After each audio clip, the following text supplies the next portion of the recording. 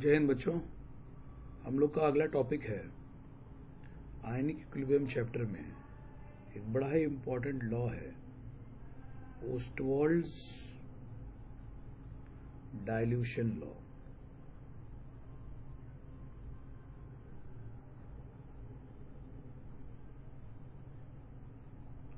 ओस्टवाल्ड्स dilution law.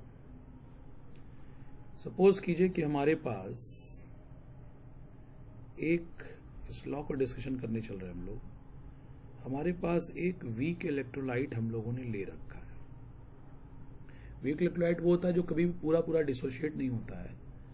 मान लीजिए हमारा वीक इलेक्ट्रोलाइट है AB, ये टूट के आयंस बना रहा है A+ और B-। पानी में इसको डिसॉल्व किया गया, पानी में इसको घोला गया, H2O में इसको घोला गया और H2O में घुल के ये आयन बना रहा है A+ एक्वस और B- एक्वस। तो टूटने के बाद ये आयन बना रहा है। इनिशियल मोल या इनिशियल इसका कंसंट्रेशन मान लीजिए आपने ले रखा है, एनी कंसंट्रेशन मान लीजिए C मोलर। तो एकदम शुरू में तो ये टूटेगा नहीं, तो ये दोनों तो 0 मोलर लिख दीजिए, ये एकदम मत लिखिए, कुछ इस तरह से डैश कर दीजिए। C मोलर ये इसका इनिशियल कंसंट्रेशन है, C कंसंट्रेशन है, मोलर इसकी यूनिट है। इसको हम लोग कैपिटल M भी लिख सकते थे, तो हमने यहाँ C मोलर लिख दिया, या इसको अगर हम लिखें तो कैपिटल C मोलर ऐसे लिख सकते हैं। दोनों बातें एक ही हैं। तो C मोलर हमारा लिया हुआ है क्या, AB। C मोलर AB हम लोगों ने ले रखा है। कैपिटल C इसका कंसंट्रेशन है, M is the capital, M is the molar. अब कोई कहता है इसका माना जाए कि if alpha is the degree of dissociation, if alpha is it's degree of dissociation, ये माना गया कि अल्फा हमारे इस वीक इलेक्ट्रोलाइट का डिग्री ऑफ डिसोसिएशन है। देखिए स्ट्रॉन्ग इलेक्ट्रोलाइट का अल्फा तो नियरली 1 होता है, उसमें वेरिएशन के बहुत चांसेस नहीं होते हैं, लेकिन वीक इलेक्ट्रोलाइट का अल्फा लेस देन 1 होता है। अल्फा की वैल्यू बताया था आपको, बहुत होगी तो 1 के बराबर या हमेशा लेस देन 1। तो लेस देन 1 में कई वैल्यूज आती हैं, तो इसकी वैल्यू कुछ भी हो सकती है। अल्फा एक वैल्यू मान लिया कि इसका अल्फा इसका डिग्री ऑफ डिसोसिएशन है। अल्फा क्या बताया था आपको बच्चों, एक बार अल्फा के लिए हम आपको फिर से याद कराएं। अल्फा के लिए मैंने आपको बताया था कि देखियो क्या होता है, अल्फा होता है mole dissociated out of 1 mole, mole dissociated from 1 mole, या 1 मोल टेकन अगर आपने लिया है उसमें से कितना मोल टूट गया। 1 मोल अगर आपने लिया तो 1 मोल में से 1 मोल अगर आपने लिया, मैं यहां लिख रहा हूं, 1 मोल आपने अगर लिया कोई भी इलेक्ट्रोलाइट, यहां हम लोग वीक इलेक्ट्रोलाइट की बात कर रहे हैं, तो 1 मोल वीक इलेक्ट्रोलाइट टेकन लिया, तो उसमें से जो मोल डिसोशिएट हो गया वही होता है अल्फा। 1 मोल इलेक्ट्रोलाइट टेकन में से जो मोल डिसोशिएट हो गया वही होता है क्या, अल्फा। तो 1 मोल टेकन में से मोल डिसोशिएटेड अल्फा है, तो 2 मोल टेकन में से मोल डिसोशिएटेड क्या होगा, 2 अल्फा। यूनिटी मेथड लगाइए, 1 मोल टेकन है उसमें से डिसोशिएटेड मोल अगर मैंने कर दिया अल्फा, तो अब उसको यूनिटरी मेथड से आगे बढ़ते चलिए। 2 में से 2 अल्फा, 3 में से 3 अल्फा, 4 में से 4 अल्फा। तो C अगर मैंने ले रखा होगा तो C में से कितना टूटेगा, C अल्फा। अल्फा हमेशा मोल टेकन अगर 1 है तो उसमें से जो टूटता है वो अल्फा होता है। मोल टेकन 2 हुआ तो उसमें से कितना टूटेगा, यूनिटरी मेथड वाइज 2 अल्फा। 3 में से कितना टूटेगा, 3 अल्फा। 4 में से कितना टूटेगा, 4 अल्फा। कोई भी अगर C मोल टेकन है उसमें से कितना टूटेगा, C अल्फा। इसी को लेके यहां ऊपर आ जाइए। मोलर कंसंट्रेशन मैंने C मोलर लिया, इसमें से अल्फा इसका डिग्री ऑफ डिसोसिएशन है, मतलब 1 मोलर मान लो, 1 मोलर में से अल्फा मोलर डिसोशिएट हुआ, तो इक्विलिब्रियम आने तक इक्विलिब्रियम कंसंट्रेशन किसका कितना बचेगा, चलिए बताइए। सी मोलर लिया था, इसका कुछ नहीं था, इसका कुछ नहीं था। ये अल्फा मोलर, इसका टूटने का डिग्री ऑफ डिसोसिएशन बता रहा है, अल्फा टूटेगा, तो अल्फा कितने में से होता है? 1 में से। तो सी में से कितना होगा बच्चों? C alpha. टूट गया मतलब खत्म हो गया को माइनस कर दें। सी अल्फा ये टूट के बाहर निकल गया, तो बचा कितना? लिया कितना था? सी में से घटा दो जो टूटा हुआ है, सी माइनस सी अल्फा, ये मोल रिमेन होगा, ये मोल रिमेन होगा। किसका? मोल, या कह सकते हैं कंसंट्रेशन। मोल तो नहीं कहा जाए कि मोल इज नॉट कंसंट्रेशन, तो हम यहां कंसंट्रेशन की बात कर रहे हैं। तो यहां पे मैं लिख दूं कंसंट्रेशन रिमेन। एक बार फिर से देखेंगे बच्चों, एक बार फिर से बताएं आपको, किसी को कंफ्यूजन नहीं होना चाहिए। सी मोलर आपने लिया था, उसमें से टूट गया कितना? अल्फा अगर डिग्री ऑफ डिसोसिएशन है तो सी में से डिसोसिएशन के बाद कितना टूटा? तो सी अल्फा मोलर टूट गया, तो बचा कितना? ये जो आ रहा है सी माइनस सी अल्फा, ये रिमेन कंसंट्रेशन होगा। इक्विलिब्रियम स्टेट पे रिमेन कंसंट्रेशन ए बी का कितना है? तो सी माइनस सी अल्फा मोलर। इसको हम लोग और कैसे लिख सकते हैं? सी माइनस सी अल्फा मोलर ऐसे कर सकते हैं। इसमें से सी अगर आप कॉमन ले लीजिए तो क्या आ जाएगा? C 1 minus alpha molar. ये इसका रिमेन कंसंट्रेशन है। टूटा कितना? C alpha. तो जितना ये टूटेगा 1:1:1 के रेशियो से, जितना ए बी टूटेगा ए प्लस उतना ही बन जाएगा। ए प्लस का प्रोड्यूस कंसंट्रेशन कितना है इक्विलिब्रियम स्टेट पे? C alpha. बी माइनस का प्रोड्यूस्ड कंसंट्रेशन कितना होगा? 1:1 के अकॉर्डिंग ये बना कितना? C alpha. ये भी बना कितना? C alpha. तो इक्विलिब्रियम स्टेट पे ये कंसंट्रेशन प्रोड्यूस्ड है। तो अगर अब इसको हम लोग इक्विलिब्रियम कांस्टेंट इसका लिखते हैं, तो इक्विलिब्रियम कांस्टेंट का एक्सप्रेशन अगर आप याद कीजिए, तो इक्विलिब्रियम कांस्टेंट का एक्सप्रेशन क्या होता है? ये इक्विलिब्रियम आया है, डिसोसिएशन कांस्टेंट भी बोल सकते हैं क्योंकि डिसोसिएशन के साथ इक्विलिब्रियम आया है। तो के का नाम यहाँ पे डिसोसिएशन कांस्टेंट भी रख सकते हैं या इक्विलिब्रियम कांस्टेंट भी रख सकते हैं। तो के का एक्सप्रेशन कैसे होता है? Multiplication of concentration of product.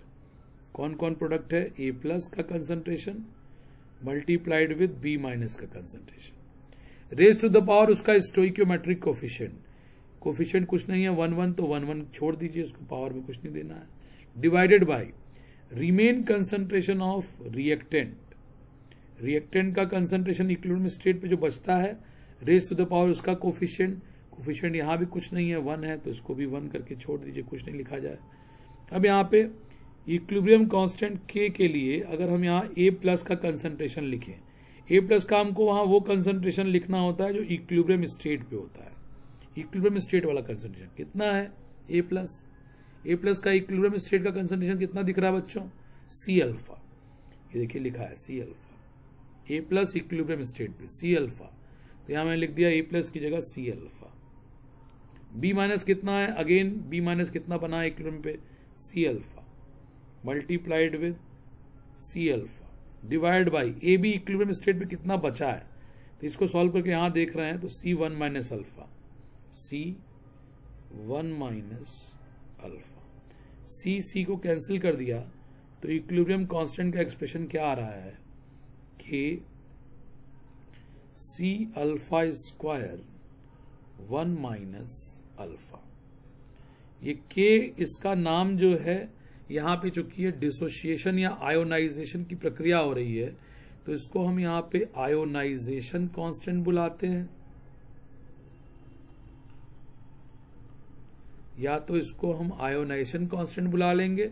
और चूंकि ये एक तरह से डिसोसिएशन की भी प्रक्रिया है, डिसोशिएट होकर आयन प्रोड्यूस कर रहा है, इसलिए आयोनाइजेशन कांस्टेंट, या डिसोशिएट तो हो ही रहा है, हम इसको डिसोसिएशन कांस्टेंट भी पुकार सकते हैं। ज्यादा प्रेफरेबली लोग इसको आयनाइजेशन कांस्टेंट पुकारते हैं। तो K is equal to C alpha square 1 minus alpha, ये एक इंपॉर्टेंट रिलेशन आ रहा है। अब चूंकि ये इलेक्ट्रोलाइट कैसा लिया है बच्चों, हमने वीक इलेक्ट्रोलाइट लिया है, और वीक इलेक्ट्रोलाइट में हम लोग ये जानते हैं कि वीक इलेक्ट्रोलाइट में अल्फा की जो वैल्यू होती है वो 1 से कम होती है। तो मान लीजिए हम अगर यहाँ लिखते हैं कि अगर हमारा इलेक्ट्रोलाइट वीक इलेक्ट्रोलाइट है, ये केसी हम लोग वीक इलेक्ट्रोलाइट कर रहे हैं, तो alpha will be very very less than 1 हो सकता है। अल्फा जब 1 से बहुत कम हो जाए तो 1 में से अल्फा जब बहुत छोटा हो गया इसको घटाइए मत घटाइए कोई फर्क नहीं पड़ेगा, ये लगभग लगभग 1 ही रह जाएगा। तो एक्सप्रेशन इसको अगर हम 1 मान लें तो एक्सप्रेशन नंबर 1 में आएंगे, अगर हम इक्वेशन 1 में अगर हम रखते हैं तो 1 माइनस अल्फा की जगह 1 हो जाएगा, तो k इज इक्वल टू क्या हो जाएगा, c अल्फा स्क्वायर। तो अल्फा इज इक्वल टू क्या हो जाएगा, under root k by C.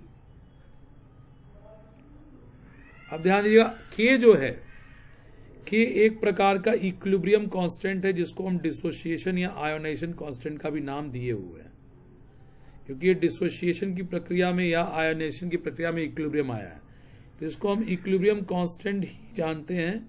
Specially नाम इसका आयोनाइजेशन कांस्टेंट या डिसोसिएशन कांस्टेंट बना हुआ है।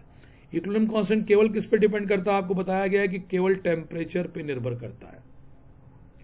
तो k बदलता नहीं है अगर टेम्परेचर नहीं बदलेंगे आप, तो k तो एक कांस्टेंट है, तो अल्फा k को कांस्टेंट मान लिया जाए गिवन टेम्परेचर पे, तो अल्फा जो है it is inversely proportional to square root of concentration, C for concentration. तो वीक इलेक्ट्रोलाइट के लिए हम लोग क्या कहेंगे, वीक इलेक्ट्रोलाइट के लिए हम लोग क्या कहेंगे बच्चों, किसी भी वीक इलेक्ट्रोलाइट के लिए हम लोग यहाँ पे क्या कहेंगे, इसको मैं मिटा दे रहा हूं आपके लिए, ये समझाने के लिए केवल बताया था। किसी भी वीक इलेक्ट्रोलाइट के लिए हम लोग क्या कहेंगे कि किसी भी वीक इलेक्ट्रोलाइट का अगर आप C फॉर कंसंट्रेशन, किसी भी वीक इलेक्ट्रोलाइट का अगर C मतलब कंसंट्रेशन घटा रहे हैं तो उसका अल्फा वैल्यू जो है, उसके टूटने का जो पावर है, डिग्री ऑफ डिसोसिएशन जो है वो बढ़ेगा। मतलब वीक इलेक्ट्रोलाइट के सॉल्यूशन का,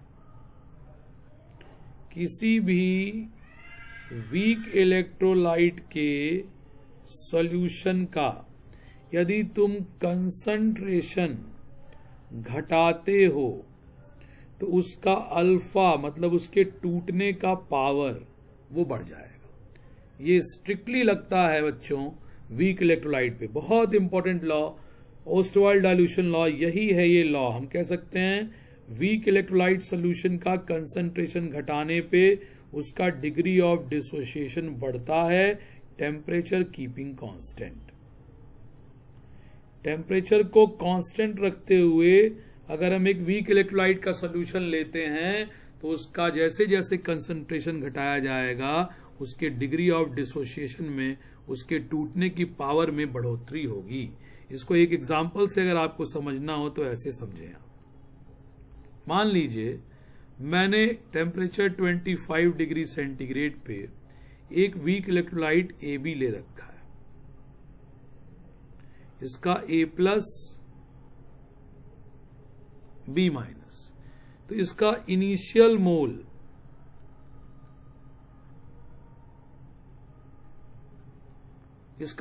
मोल सिंपल डाटा से समझाने के प्रयास कर रहे हैं आपको। ये अगर 1 है, ये शुरू में 0 होगा, और इसमें मान लीजिए हमने 1 लीटर पानी डाल रखा है, 1 लीटर सॉल्यूशन है मान लीजिए, तो मोल इसका इनिशियल मोल 1 है, और इक्विलिब्रियम स्टेट पे हम ये ऑब्जर्व कर रहे हैं कि इक्विलिब्रियम स्टेट पे इसका 0.6 मोल बच गया, 0.6 मोल इसका बच गया। मतलब टूटा कितना, 1 लिया था 0.6 टूटा, 0.6 बच गया, 1 लिया था 0.6 बच गया, तो टूटा कितना 0.4, जितना टूटेगा उतना A+B- बन जाएगा 0.4।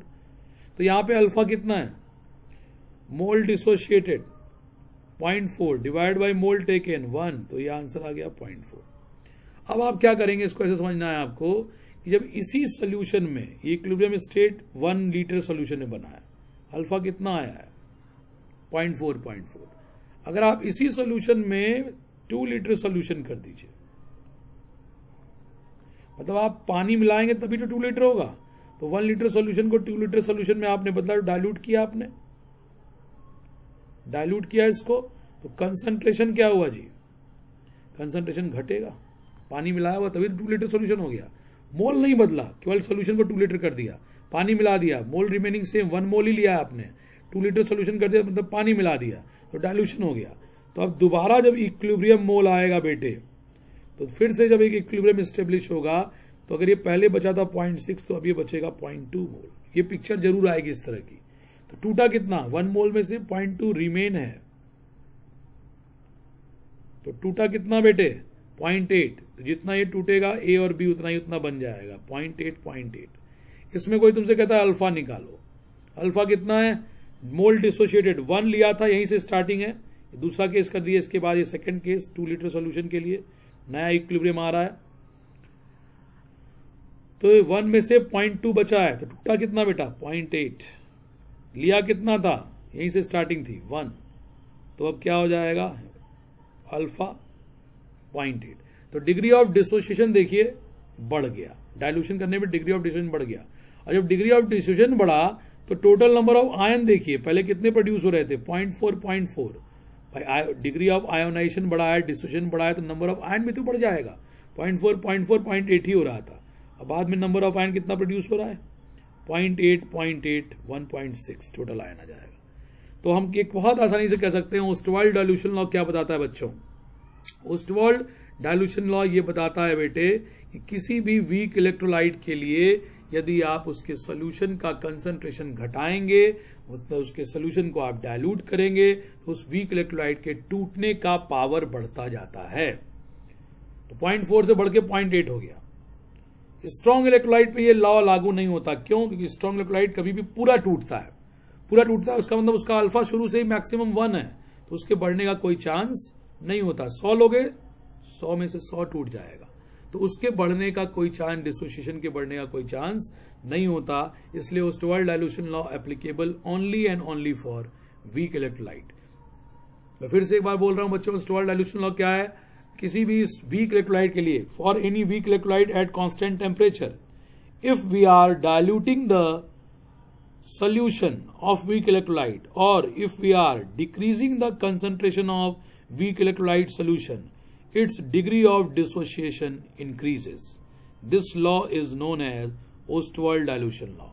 बहुत सीधी सरल भाषा में किसी भी वीक इलेक्ट्रोलाइट के सोल्यूशन का जैसे जैसे आप उसमें पानी मिला मिला के उसको डाइल्यूट करते जाते हैं, उसके टूटने का पावर बढ़ता जाता है, उसके आयंस को प्रोड्यूस करने की क्षमता बढ़ती जाती है।